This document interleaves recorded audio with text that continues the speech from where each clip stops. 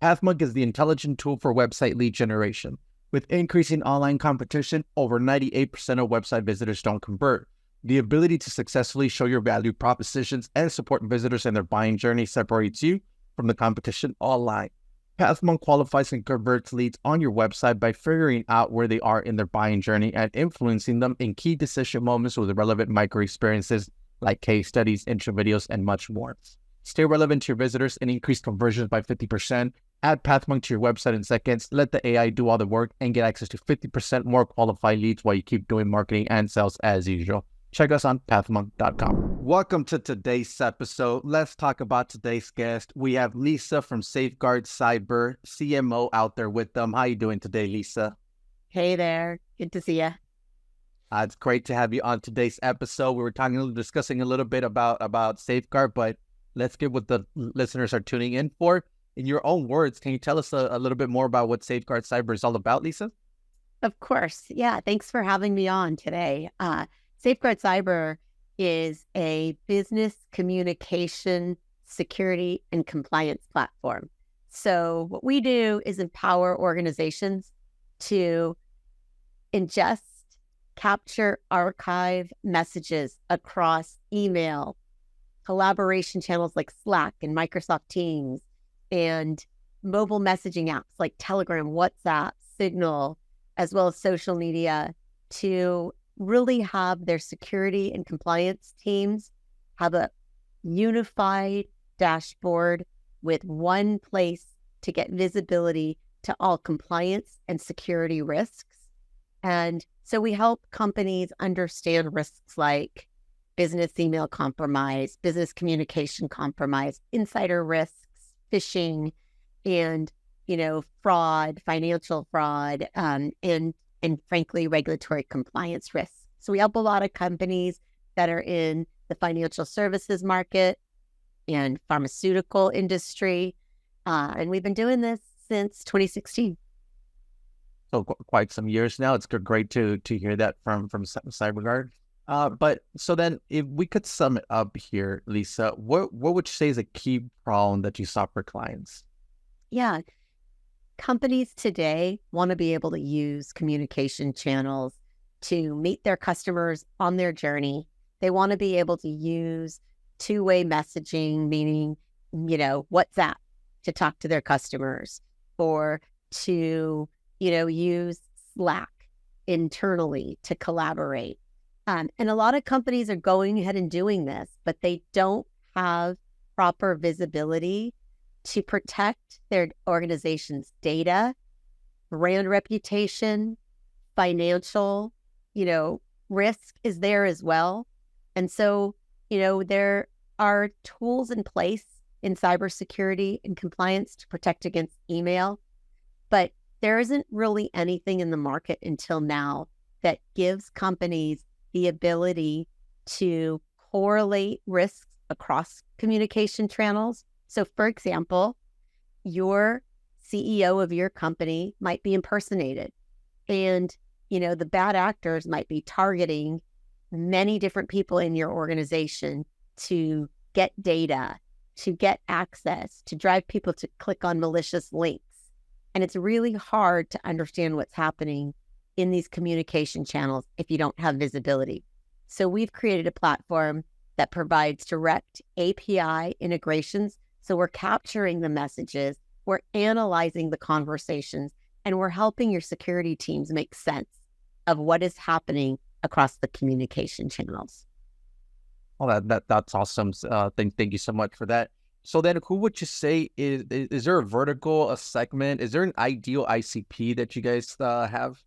Certainly. So yeah, we target highly regulated industries because we've been working with them for a long time to help those communication channels become compliant. So once you allow people to use those communication channels, whether on their own device or company issued devices, there becomes risk. Any bad actor or threat group is constantly looking for ways to break into enterprises, capture data, target employees. And so, what they do is they look for an open door. They look for a way in. And just like, getting your house burglarized, that just takes that one window with the crack that causes a big problem. And so we believe that security messaging teams, IT professionals that own corporate communication channels like email, Slack, and Teams are our ideal customers because they're enabling enterprises to use those platforms, and B, managing and monitoring those platforms of communication so that, the right people have access to the right data. Those people using those tools are not, accidentally sharing data across platforms. We say we have the ability to follow a file. So if somebody's leaving a company, for example, and they're stealing their data and moving it from, for example, Slack into, their own personal email, we're able to see it moving. Or, for example, right, Ernesto, say, for example, you're getting a message that says, I urgently need you to send, the CFO, your credit card information, right? Because, we need to be able to get some gift cards during a board meeting for some people. Can you please quickly do that for us? Our corporate card is not working. Like those kind of things you might actually fall for. You're not supposed to. We train you not to. But in that moment, you're like, oh my God, the CEO or the CFO needs something from me. I want to look good here. And you might make that mistake in just that split moment. You might be distracted, but that is what the bad actors are looking for. They're looking for that moment of weakness. And what our platform does is it analyzes through natural language understanding those moments where language with urgency is being conveyed. So I urgently need you to do this, or I'm in a rush. Can you help me? Those things are flagged in our platform. And then we're able to analyze conversation. We can see employees that are higher risk. We can see what the impact to the risk might be to the business. It might be that a $5 invoice attack is going on, or it could be a $50,000 invoice, that someone is wrongfully asking to be paid.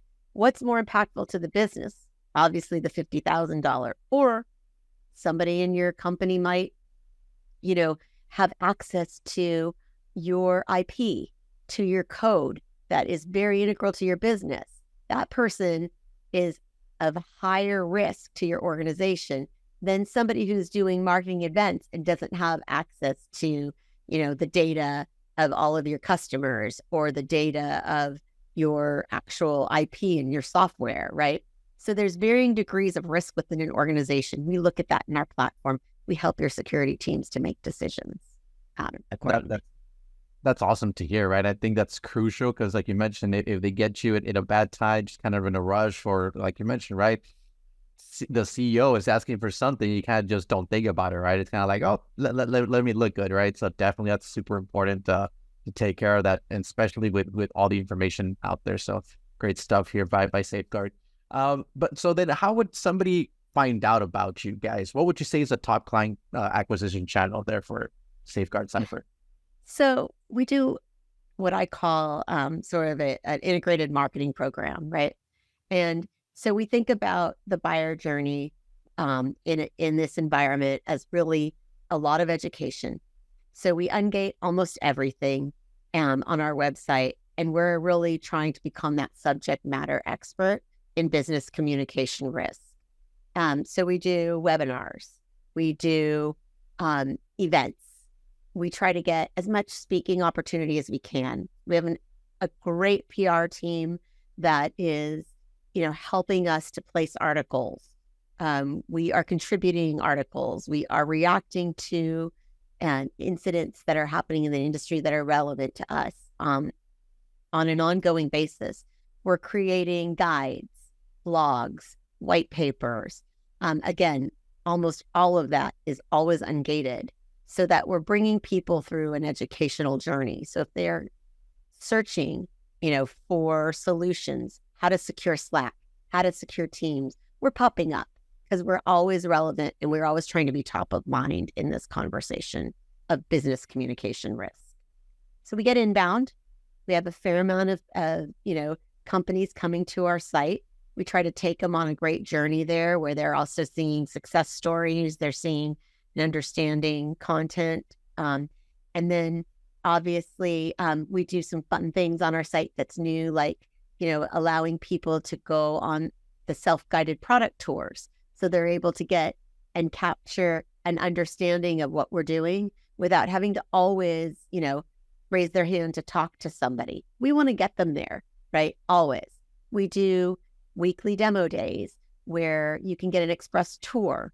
So it's not high pressure sales environment. You can go and attend with your peers and, listen to what some of the other questions might be in the industry, for Safeguard Cyber and for the First Sight platform without a high pressure environment.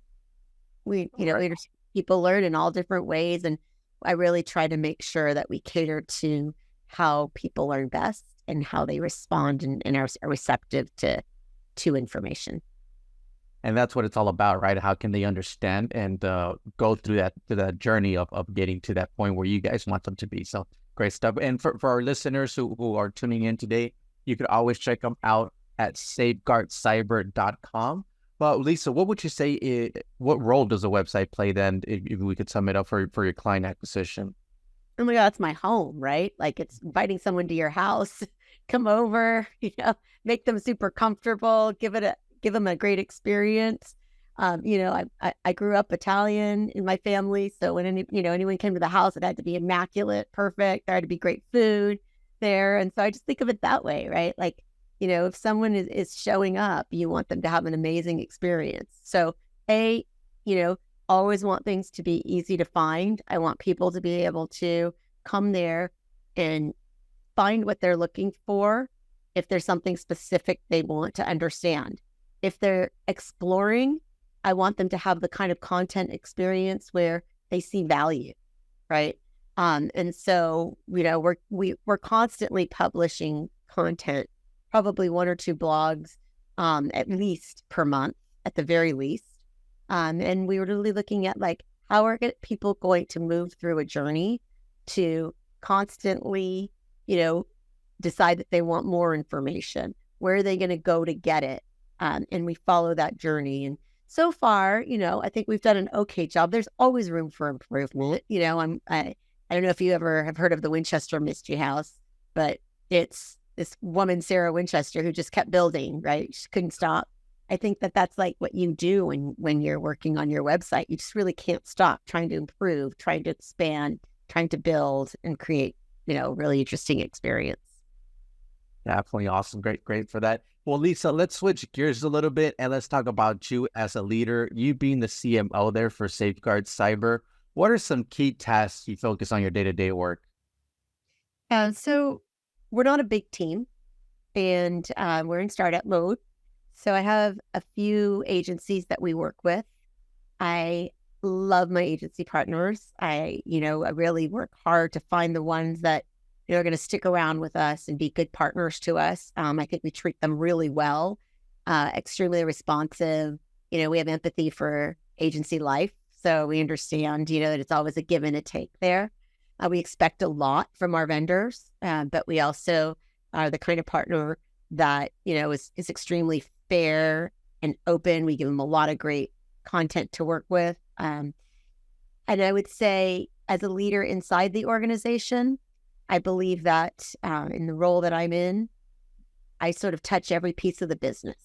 So marketing really is a servant to, the sales process, right? And so I always want my salespeople to believe that I understand what they're going through, that I'm super close to the customer journey and I understand it. So I'm always enabling them to be more successful. I like to be creative. So what are the challenges that the salespeople are having moving from one stage to the next? And how do we brainstorm together to provide the right content and the right experience for the person that's in that stage? I think that, and I've been told that, our team is probably the best in enablement, and we do provide really good campaigns to our salespeople that are very detailed. So for example, if we're going to provide a cadence, we really run through the cadence with the salespeople. We're looking at the performance, but we're engaging with them to say, how do you feel about this? Are you personalizing? Can I give you an AI tool that's going to make a personalization experience better? And so we just iterate constantly, and the door's open, really, frankly. I'll jump in and I want to understand the product. I want to be an expert there. I don't want to be the kind of marketer that just takes a message and runs and hopes and prays. I want to believe in what I'm selling and what we're marketing. And so I'm really close to my product team and my engineering team. I sit in on sprints so I understand what's coming and why and what their challenges are. So, it's a journey to be on a startup, but you got to wear a lot of hats. And I think people see the hustle I've got and appreciate it.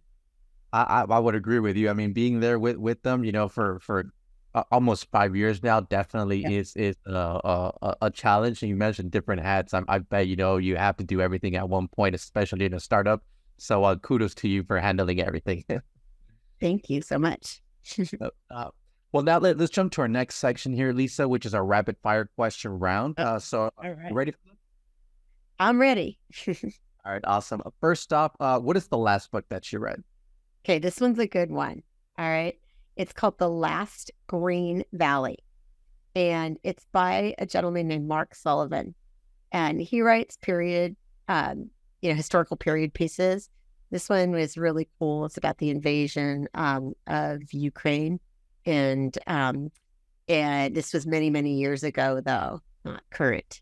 So really interesting Russia, German invasion story. It was beautiful. Same author wrote a book called Beneath the Scarlet Sky, and it's a World War II piece about somebody who is from Italy getting people out of Italy, getting Jewish people out of Italy during World War II. Near and dear to my heart. My mom lived through World War II and in Italy, and so reading that book was super cool. So both of those are my two favorite recent books that I read by Mark Sullivan. All right, awesome. Definitely, I mean, something that hits to home that impact a lot to getting a better point of view towards. So great read there for our listeners. So then, what would you say? What's one single thing that your company's focused on at the moment the most? Right now, our biggest focus is building pipeline around our security platform, and really making our community, those IT and security leaders, fall in love with business communication security. So we're really focused on evangelizing what we're up to, building pipeline, and really putting a product out in the market that is absolutely kick-ass. All right, awesome. Now, if there would be no boundaries in technology, Lisa, what would be that one thing that you want to have fixed for your role as a marketer today? All right. So I would say this. There's some tools out there that I've looked at that are great for really understanding campaign efficacy across all channels. But it's super hard, and there's a lot of work that you have to do and bandwidth that you need to make sure that those platforms are up and running properly. And for a small team, it's hard. So I wish I could just duplicate me, or if I could find partners that help me set things up much faster and easier. So that's that would be ideal. But it's like understanding campaign efficacy and pipeline across, every stage of the cycle. So from awareness, what does that pipeline really look like? How do people move as quickly as possible through that journey?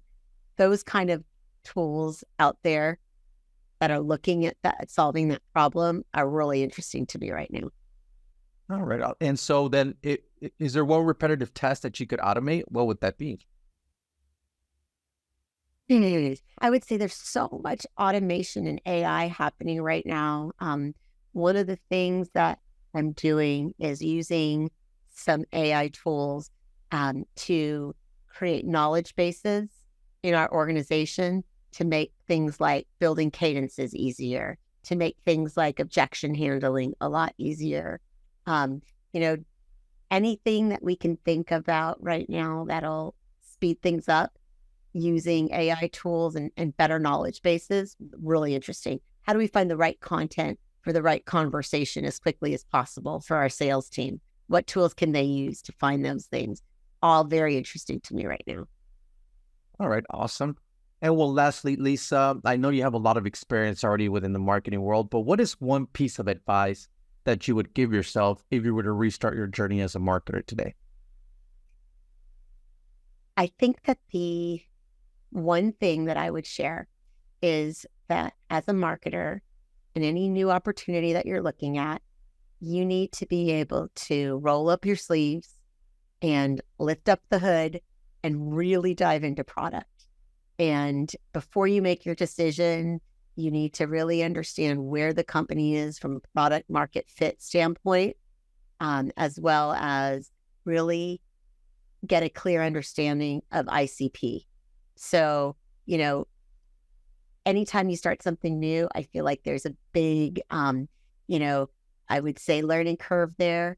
And I think if you could figure out playbooks to short circuit that, and really use the experience of some leaders that have done that in a serial way, great. The other piece of advice I would say is whatever role you're in, find a community of people that are doing your job and leverage the community, be a great supporter of the community and engage in the community. You will get so much out of it. So I gave myself the gift of joining a CMO community during COVID, and it has been incredible. I've met so many great people, gained, a lot of knowledge about how to do my job better. So I kind of gave myself the gift of community. Highly recommend that in any role you're in. Find your people. Definitely some great advice there from Lisa.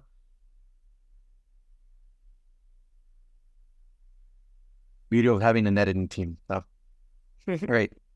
Well, Lisa, thanks a lot for being on the show with us today. I do want to give you the last word. If someone forgets everything about the interview today, what is that one thing they should remember about your company?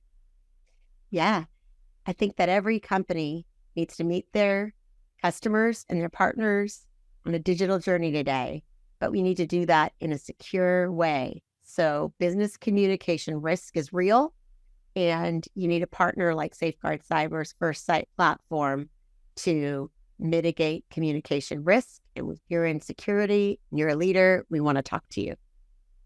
You guys heard it. You could also visit them at safeguardcyber.com. They provide security and compliance for your business communications. Lisa, thank you so much for being on today's podcast. To our listeners, thank you so much for tuning in and looking forward to our next episode at Path Monk Presents. Thanks a lot, Lisa. Thank you so much, Ernesto. Take care.